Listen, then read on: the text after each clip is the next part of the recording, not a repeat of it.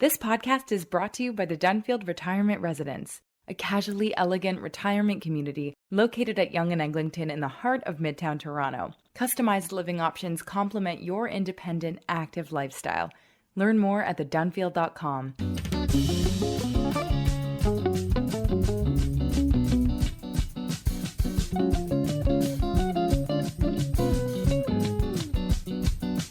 Here I am in the middle of the Atlantic Ocean, 200 miles from the coast of France. For days, we've been searching the ocean floor.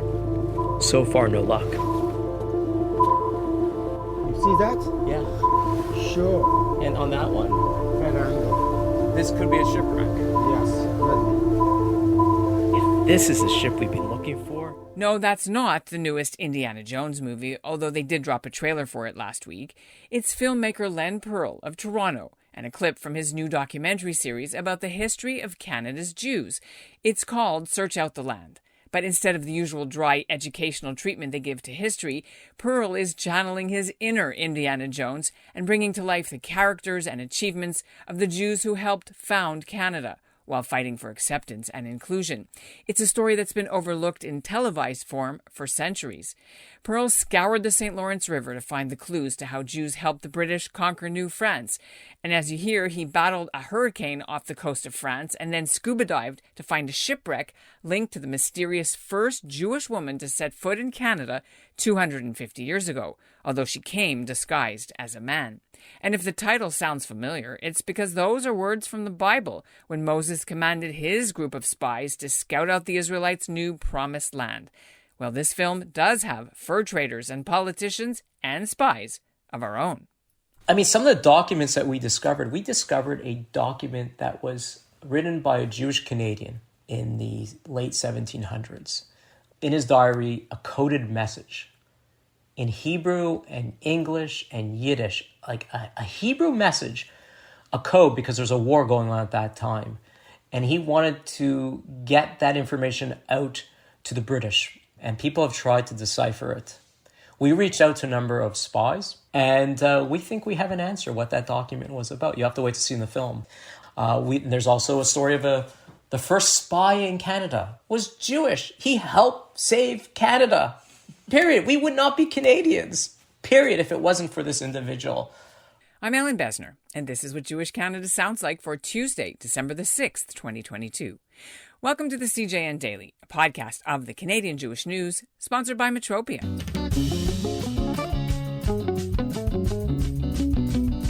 For this new project, Len Pearl has recreated the pivotal moments in Canada's Jewish history, and on an epic scale, shooting 100 scenes with 200 actors and extras and period costumes from the earliest evidence of Jews in Canada in 1738 to today, plus filming himself as the globe-trotting investigator, searching out the key characters, including Esther Brandeau, the French woman who arrived as a crewman on a French ship by disguising herself as a man.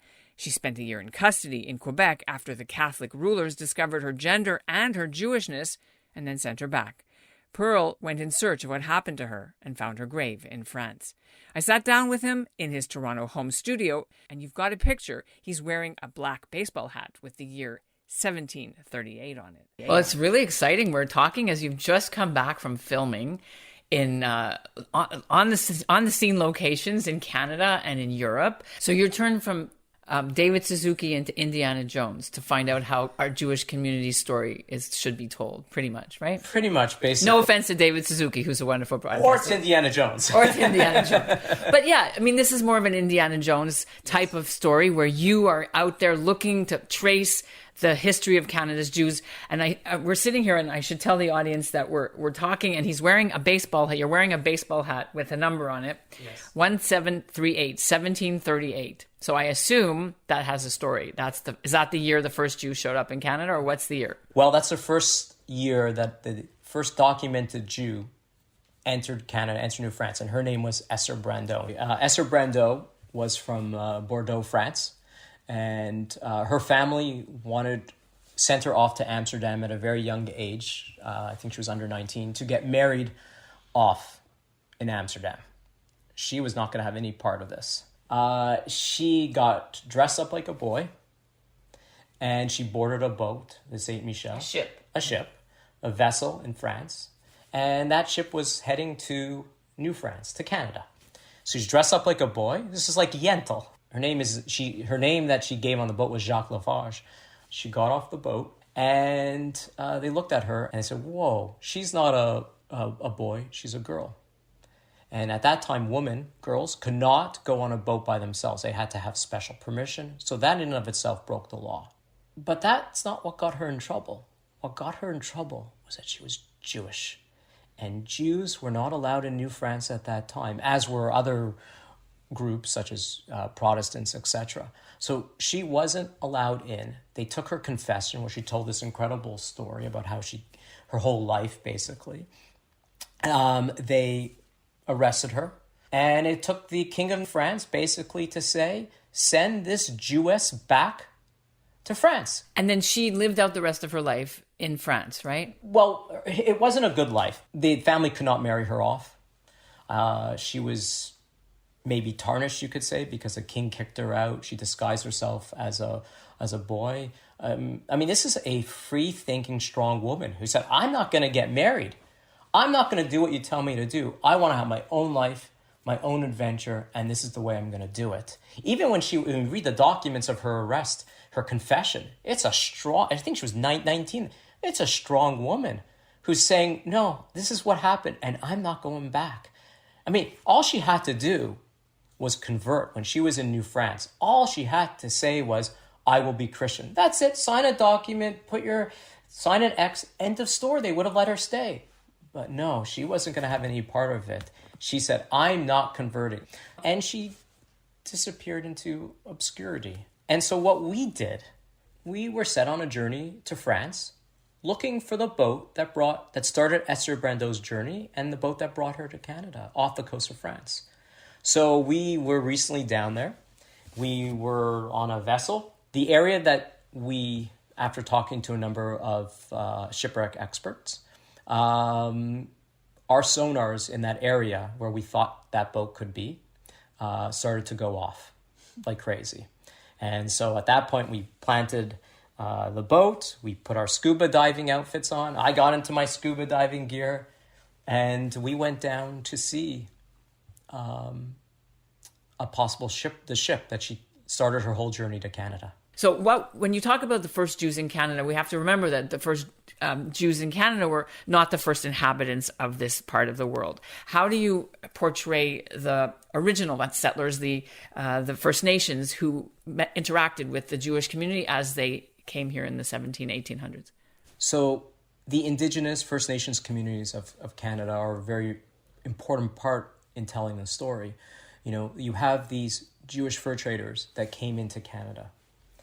And with the help of the First Nations Indigenous communities, they were able to create a large fur trade conglomerate that pushed and developed the economy of Canada, that kept Montreal alive when they had no economic resources because they were just conquered by the British in the late 1750s. And you had these Jewish fur traders that came in there and forged these important relationships. And some of these fur traders even married First Nations daughters, which makes sense. They were working with them. They were around them. They took long canoe trips. They had trading posts up northern Ontario, northern Quebec, out in Western Canada, right? Yeah, they were adventurers too. Yeah, so they play an important part. And these Jewish fur traders even pushed the Hudson Bay Company to the verge of bankruptcy. And these Jewish fur traders are forgotten in the Canadian history books. They pushed into the interior. They developed what's known as the modern economy. But that's in the earlier period. In the later period, the Indigenous community the Jewish community plays an integral role, an essential role in the War of 1812. And we tell that story as well. We also tell the story later on about the Jews at 1880s to the 1900s. They survived these horrible pogroms. They escaped with their life. Some got off these trains, had no proper clothing, had no idea how to farmland. They weren't farmers. They didn't know how to survive.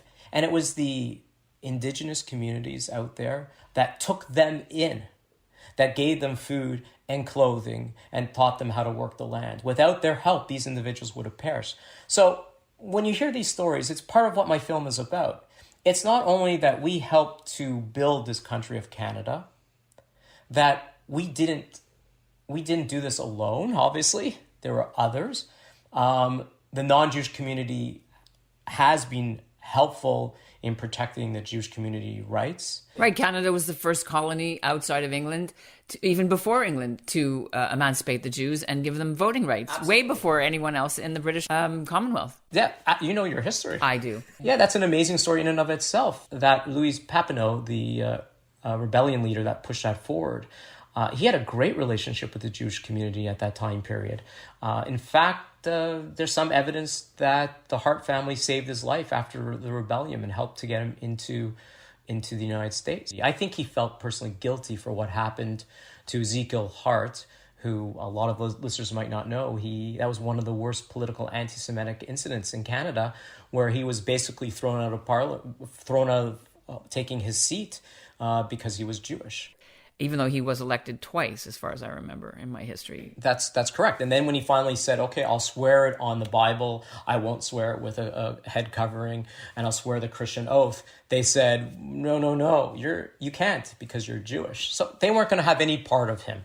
You know, we bring that to life. And not only that, part of our search, we found, that's all I'm going to give you a little bit of a hint. I won't say what.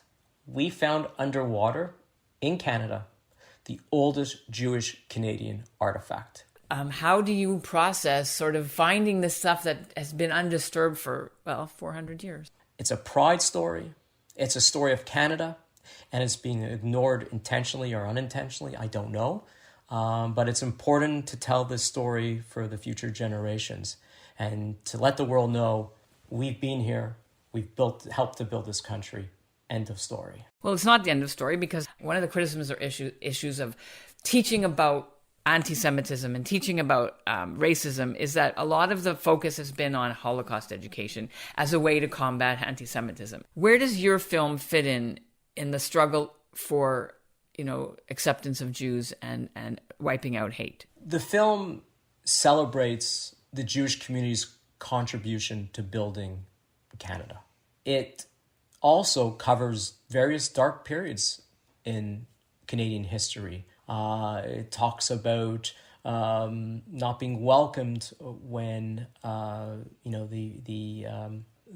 large wave of Jewish refugees from the pogroms came in. And we tell the dark periods from the soldiers that fought in World War II, which your book is just fabulous, and that. The hatred that they faced when they were fighting, all the way to the story of the MS St. Louis, or None is Too Many. And even after that, not being welcomed into Canada. What has been going on in the world the last couple of weeks with Kanye West and now Kyrie Irving, with their clearly anti-Semitic hate against the Jewish community, being the child of a Holocaust survivor, I hear that, and part of me gets afraid of what they're saying. And then the other part of me says, well, look how many individuals are speaking out against them that wasn't done in the 40s. And when I hear this, it actually makes me want to work harder on my film, because I want to get this project out there. I want to tell this story. I say this is an important project because this is going to combat the hatred that these people and others are coming up with, who we are and what we're about. We're not what they're saying. And this film is going to show that. Len Pearl's adventures aren't quite finished yet. He has some more filming to do, and he's also working on shopping the project around to networks. So stay tuned for an update on where, when, and how you might be able to see the finished shows, probably sometime next summer. And that's what Jewish Canada sounds like for this episode of the CJN Daily, sponsored by Metropia. Integrity, community, quality, and customer care. Today's listener shout-out goes to Naomi Grossman in Kitchener. She's a former student of mine from Iceland. So nice to hear from you. She got in touch about Monday's podcast interview that we did with Benjamin Dichter, the Convoy spokesman. Well, we're getting a lot of mail about this and online comments too, and I'll share some of your reactions later this week. Meanwhile, speaking about Canadian history, we've got several milestones to note today. A very happy birthday to Canada's oldest surviving Jewish veteran, and he might even be Canada's oldest person. Reuben Sinclair turned 111 years old yesterday. He's from Richmond, BC. He served 3 years with the RCAF. He was born in 1911. Plus, congratulations to Rabbi Baruch Friedman Cole, the emeritus rabbi at Beth Tzedek Synagogue in Toronto. Last week, he was awarded the Order of Canada during a ceremony conducted by the Governor General. Thanks for listening to the CJN Daily. The Dunfield Retirement Residence offers customized living options to complement your independent, active lifestyle. Welcome home. Welcome to the Dunfield. Visit us at thedunfield.com to book a personal tour.